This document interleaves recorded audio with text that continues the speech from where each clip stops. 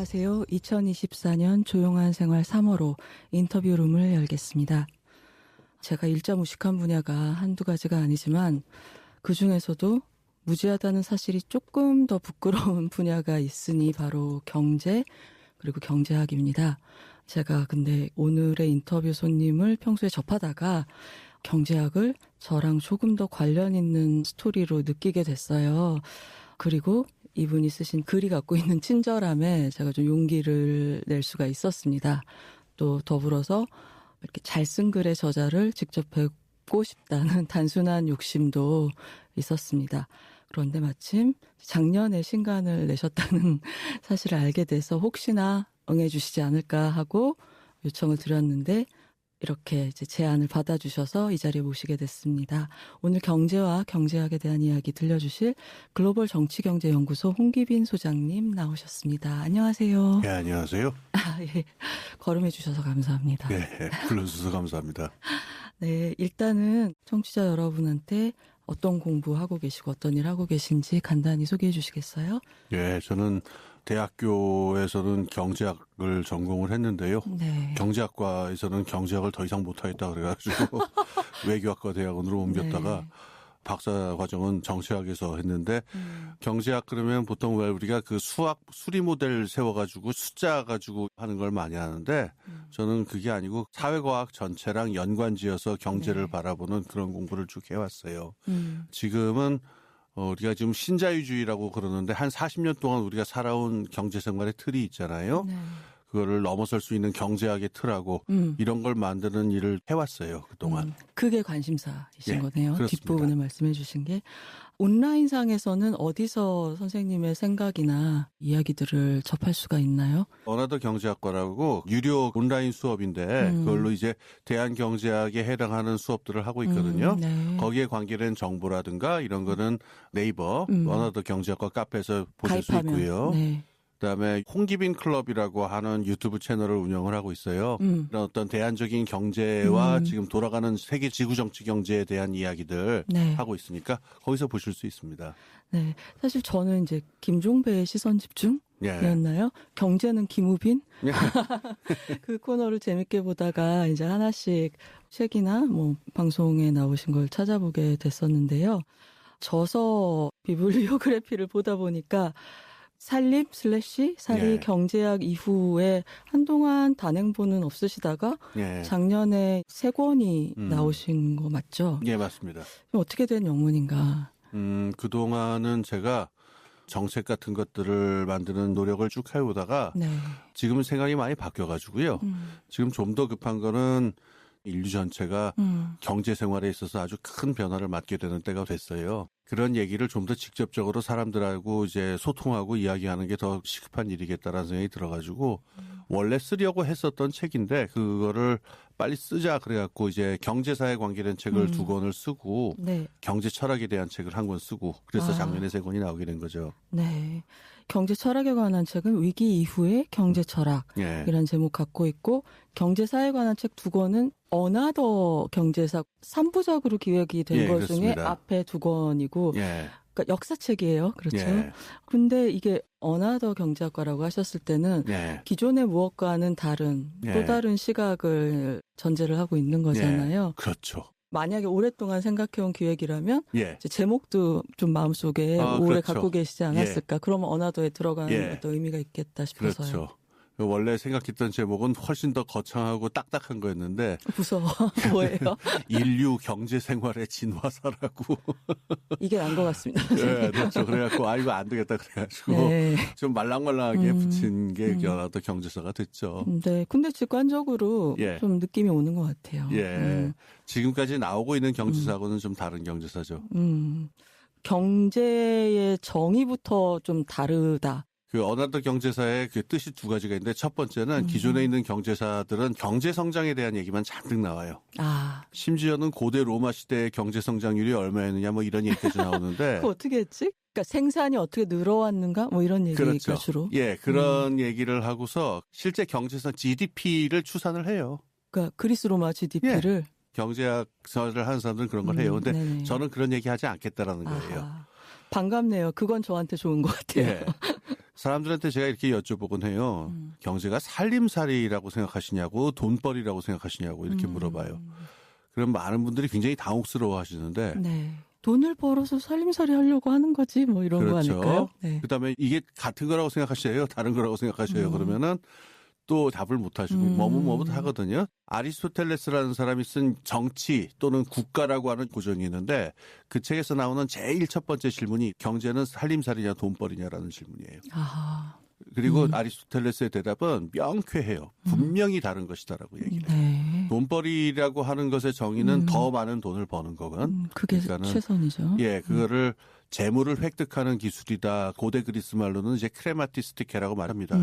살림살이는 좋은 삶을 위해 필요한 것을 조달하는 행위예요. 두 번째를 옛날 고대 그리스어로 오이코노미아라고 했는데 오늘날 우리가 쓰는 영어 그러니까 이코노미의 말이 어원은 오이코노미아 살림살이에요. 돈벌이라는 의미가 아니에요.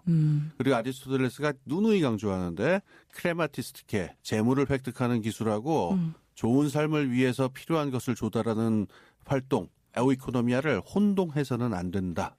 그게 중요한 점이었군요. 예. 이게 왜 중요하냐면은 이 두 개를 똑같은 걸로 놓게 되면은요. 좋은 삶이 뭐냐라는 질문이 사라져버려요. 그렇죠. 왜냐하면은 이게 똑같은 거다라고 하면 좋은 삶은 재물을 많이 획득해서 많이 쓰고 즐기는 삶 이게 좋은 삶이 돼버려요. 네. 요새 말로 하자면은 돈 많이 벌어서 카드 많이 그어가지고 펑펑 지르는 삶이 되는 거죠. 네. 근데 아리스토텔레스가 묻고자 했던 질문은 우리의 좋은 삶은 무엇이며 어떻게 찾아갈 것이냐라는 거거든요. 네. 그리고 이 질문에 답을 해야 거기 필요한 게 뭐냐 그것을 어떻게 조달할 것이냐라는 그 다음 질문이 나오게 되는데 그렇죠. 이 두 개를 헷갈리게 되면은 그 고민을 아예 안 하게 되죠. 그러니까 가치 부분이 삭제가 되는. 맞습니다. 다 좋은 대학 나오고 좋은 직장 잡아서 많은 돈을 벌어가지고 많이 돈 쓰고 살다가 죽는다. 인생이 아주 단순해져요. 근데 아리스토텔레스가 보기엔 이거는 경제의 문제가 아니에요. 이렇게 되면 경제라는 문제 자체는 사라지게 됩니다. 네. 이 정의를 역사에 대비하면 호모사피엔스가 나타난 다음에 지금까지도 우리가 경제가 중요하다라고 말할 때 정말 중요한 거는 우리의 좋은 삶에 필요한 것을 어떻게 조달할 것이냐의 문제가 돼요. 그런데 한 200년 전 정도부터 현대 경제학이 저지른 하나의 오류고 잘못인데 네. 우리의 좋은 삶에 필요한 것을 조달하는 문제랑 더 많은 돈을 벌고 더 많이 경제 성장하고 더 많이 자본 축적하는 거랑 똑같은 걸로 만들어버렸어요. 자본주의의 본성인 것처럼 그렇죠. 더 많이 생산하고 더 많이 쓰고 팽창하는 것만이 그렇죠. 외길인 것처럼. 예. 근데 그 생태 위기하고 사회적 불평등이 그 결과거든요. 최근에 모두가 알게 됐죠. 예, 우리가 지금 모두 알게 됐죠. 그러니까 80억 인구가 모두 다 미국의 중산층 같은 삶을 살려고 하다 보면은 지구는 폭발할 거예요. 그렇죠? 맞아요. 그런데 지금의 경제학은 어떻게 되냐면은 모두 다 그 수준으로 늘려야 된다. 돈을 그만큼 벌고 그만큼 소비해야 좋은 삶이다라고 자꾸 가르치고 있으니까 이렇게 되면은 우리의 좋은 삶에 정말 필요한 것 중에 하나가 이 생태적 환경이라고 하는 게 있는데 네. 이거는 완전히 파괴가 돼버리게 되죠. 우리가 지금 그 위기에 몰렸단 말입니다. 네. 우리가 지금 뭐 출산 위기 이런 얘기도 나오고 오만 가지 지금 어려운 문제들이 있는데 이 문제들이 대부분 살림살이로서의 경제하고 돈벌이로서의 경제를 아리스토텔레스가 경고했음에도 불구하고 2000 몇백 년 전에 다시 헷갈리고 있는 거예요. 인류가 역사 속에서 추구해왔던 게 뭐냐 보면은 명확하게 살림살이였어요. 네. 돈벌이를 추구하기 시작한 지는 한 200년밖에 되지 않았다. 최근의 일인 거네요. 아주 최근의 일이에요. 저도 이제 읽으면서 그랬었어 하고 너무 당연한 걸 뒤늦게 깨달은 게 많은데 말씀 듣고 보니까 11년 전에 나왔던 살림살이 경제학하고 어나더 경제사하고 유기적으로 연결이 돼 있는 그렇죠. 거네요. 어떤 관점에 대해서 살림살이 경제학에서 소개해 주셨다면은 그걸 적용해서 인류 네. 경제사를 그렇죠. 쭉 기술해 주신 게 이번에 지금 3권 중 2권이 나온 책인 것 같습니다. 근데 이런 접근법 이런 거는 제 선생님이 지금 뭐 학부에서는 경제학, 네. 석사과정은 외교학, 박사는 정치학 이렇게 공부의 히스토리를 얘기를 해주셨잖아요. 근데 이게 누가 보면은 아니 변덕이 죽글네 하겠지만 제 생각에는 정치경제학을 하시니까 방향을 바꿨다기보다는 본인한테는 되게 논리적인 그렇죠. 전개였을 것 같은데 살림살이 경제학에 대한 관심 때문에 공부가 이렇게 전개가 되어 온 것인지 아니면 다른 분과의 학문들을 하면서 지금의 생각을 완성을 한 것인지. 첫 번째라고 얘기하면 거짓말이죠. 제가 무슨 뭐 노자는 태어날 때부터 뭘 깨달고 태어난 분이었다고 하는데 저는 그래요? 전혀 그런 사람이 아니었으니까 경제학과 4년을 다니면서 제가 배웠던 거는 이거는 분명히 인간의 경제는 아니다라는 그것만이었어요. 학교에서 가르치는 주류경제학도 배웠고 주류경제학. 못된 선배들한테 끌려가서 막스 경제학도 열심히 공부를 했었는데 전 둘 다 못 견디겠더라고요. 네. 왜냐하면 두 가지 다 생산력에 대한 이야기만 계속 나오는데 여기 사람의 위치가 어디에 있느냐. 네. 그것 때문에 이제 외교학과나 다른 사회과학계로 넘어가게 된 거죠. 네. 그 혼란이나 진통은 말로 알 수가 없었어요. 그래서 제가 유학을 캐나다로 갔는데 대부분 미국으로 유학을 갔거든요. 친구들은요. 네. 왜 그러면은 자연스럽게 캐나다 갔어요? 그 제가 공부하고 싶어하는 내용을 가르치는 사람들이 몰려 있는 대학이 있었어요. 토론토에 요크 대학이라고. 아, 그러면 당연하네요. 예, 당연히 거기 가는 건데 주변에 있는 사람들은 너 미쳤냐? 왜요? 갔다 와서 뭐 하려고 그러냐? 아, 거기도 학맥이란 게 있으니까 유학 그렇죠. 세계에도. 예, 그러니까 유럽도 아니고 뭐 독일, 영국도 아니고 캐나다는 뭐냐 뭐 이러는데 나중에 막 화가 나더라고요. 나 지금 무슨 인생 망치러 가는 것처럼 막 사람들이 말을 하고 그러는데. 맞아요. 이제 외국 대학 경우에는 되게 어느 과로 유명한 대학들이 있는데 예. 유학 돌아와서 어디 갔다 왔다 그러면 주로 예. 이제 아는 대학은 딱 정해져 있기 그렇죠. 때문에 예, 그 전체 예. 간판을 더 예. 우선시하는 경향이 있어서 답답하죠. 맞습니다. 그래서 이런 지금 말씀드린 것 같은 결론에 확고하게 도달한 건 한 네. 20년 정도 됐을까요? 오, 그러니까는 한 30대 정도 됐을 적에 네. 좀 명확하게 머릿속에 생각이 잡힌 거예요. 공부를 하다 보면 좁혀 나가야 되잖아요. 논문도 예. 써야 되고 하니까. 근데 이 아이디어가 나를 필요로 한다라든가 반대로 예. 나는 이 아이디어를 더 파고 들고 싶다라는 데 만나서 그때 정착을 하는 것 같은데 예. 그때 번쩍하는 아이디어들이 이렇게 하나로 이렇게 맞아들면서 예. 뭔가 구체화된 그런 순간이 있었을까요? 순간이 있었죠. 그런데 그 전에 하나 그 좀 각오를 해야 되는 게 있는데 희생과 대가가 좀 따르는데 요새 파묘 같은 영화도 유명하니까 저도 오컬트식으로 좀 얘기를 하자면은 예, 보셨어요? 예, 재밌게 봤습니다. 네. 이 공부하는 것도 오컬트랑 좀 비슷한 게 있는데 왜죠? 그 위대한 사상가나 거장들이 오컬트식으로 얘기하자면 귀신들이거든요. 정신들이거든요. 아, 그렇지. 계속 옆에서 네. 살아남아서 괴롭히지. 그렇죠. 그래서 없어지지도 않고. 맞아.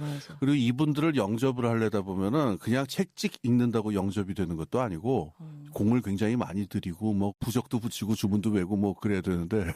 몸을 정하게 하고. 예, 그렇죠. 목욕제기하고 막 그래야 되는데 이 타이밍이 뜻대로 안 돼요. 이 박사 딱 끝내고서 교수 되기 전에 그 화합이 되면은 제일 좋은데 귀신이 말을 잘 안 들으면은 그때 이제 교수 할 거냐 말 거냐를 선택을 해야 돼요. 네. 그러니까 학계에 남을 거면은 더 여기서 남아가지고 귀신 붙잡고 이거 하다가는 논문도 못 쓰고 하니까 네. 빨리 쓸 수 있는 주제 잡아서 쓰고 빨리 교수 되고 이렇게 나갈 거냐 네. 아니면 좀 더 붙들고 버틸 거냐 그걸 선택을 하게 되는데 학계에 남는 루트를 하다 보면은 공부를 제대로 못할 것 같아가지고 예. 남아서 버티다가 네. 이제 몇 명의 이름들이 있어요. 칼폴란이라든가 솔스타인 베블린이라든가 조나탄 니짠이라든가 몇 사람들 이렇게 만나면서 막스 경제학이 어디가 잘못됐고 주류 경제학이 어디가 잘못됐는지 알아나가는 과정이 있었어요. 네. 근데 그때까지 이제 버티느라고 이제 배도 고프고 힘도 들고 좀 여러 가지 어려움이 당연히 많았죠. 그렇죠. 예. 선생님의 저작들을 읽으면서 저는 굉장히 읽는 사람을 생각하고 쓰고 나서 한번 읽어보고 그런 글의 인상이 있었어요.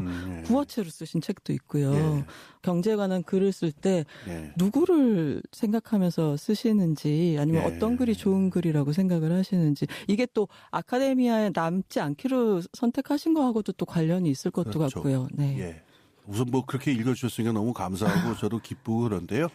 저는 어떤 글이었으면 제일 좋겠냐면은 이게 구어체인지 문어체인지 구별이 안 되는 글을 쓰고 싶어요. 맞습니다. 네. 예. 학자들을 대상으로 글을 저도 쓸 때가 있는데 그때는 읽기는 굉장히 딱딱해지겠지만은 네. 편해요. 굉장히 편하고 이 개념이나 아이디어에 굉장히 낯선 사람들을 대상으로 쓰게 되게 되면은 어떻게 되냐면은 제가 고등학교 때 친구들 모아놓고 야부리 풀 때 그 마음으로 안 그러면 무의미하잖아요. 네네네. 서로 소통 안 되는 얘기를 혼자 떠든다는 건 무의미하게 되는 거니까 내가 공부했다라고 하는 거 다 잊어버려야 되고 듣는 사람이 공부를 했다 안 했다라는 생각을 아무것도 전제하지 말아야 되는 게 있는 것 같아요. 네. 근데 그때 구어체랑 문어체랑 섞여서 나올 수밖에 없다라고 생각되는 이유가 있는데 네. 이건 좀 거창한 얘기지만은 저는 아직 한국말이 완성이 안 됐다고 생각을 해요.